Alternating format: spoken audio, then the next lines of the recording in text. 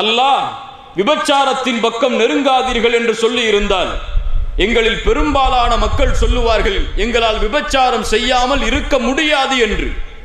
ஆனால் குர்ஆனிலே அல்லாஹுடைய வஹீயின் மூலமாக எங்களுக்கு முதலாவது கிடைத்த போதனை என்ன தெரியுமா?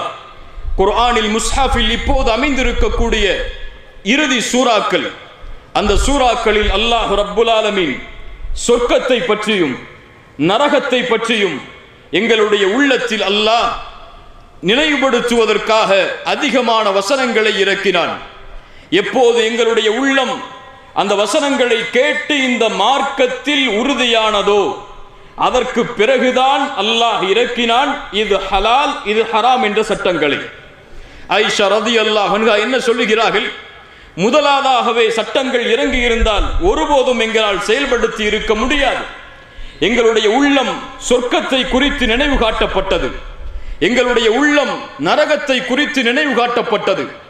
எப்போது எங்களுடைய உள்ளம் மறுமையின் சிந்தனையால் சூழ்ந்ததோ அப்போதுதான் ஹலால் ஹராமை பேணுவதெல்லாம் எங்களுக்கு எளிதாக மாறியது.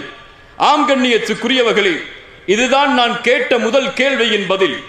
எம்முடைய உள்ளத்தில் இன்னும் மறுமையின் நம்பிக்கை ஆழமாக இறங்காத காரணத்தால் தான், இன்னும் எம்முடைய உள்ளத்தில் சொர்க்கத்தின் நம்பிக்கை, நரகத்தை விட்டு எம்மை பாதுகாக்க வேண்டும் என்ற நினைவு ஆழமாக உள்ளத்திலே பதியாத காரணத்தால் தான் அல்லாஹுடைய மார்க்க சட்டங்களை செயல்படுத்துவதும் அல்லாஹும் ரசூலும் எப்படி வாழுமாறு கட்டளையிட்டார்களோ அந்த வாழ்க்கையை வாழ்வதும் எமக்கு சிரமமாக இருக்கிறது. இந்த துன்யாவுடைய ஆசைகள், இந்த துன்யாவுடைய மோகங்கள் எம்மை மறுமையின் நினைவை விட்டு தடுத்து கொண்டிருக்கிறது. அல்லாஹ் ரப்புல் ஆலமீன் இந்த துன்யாவை படைத்தவன். இந்த துன்யாவை படைத்தவனிடத்தில் இந்த துன்யாவுடைய மதிப்பு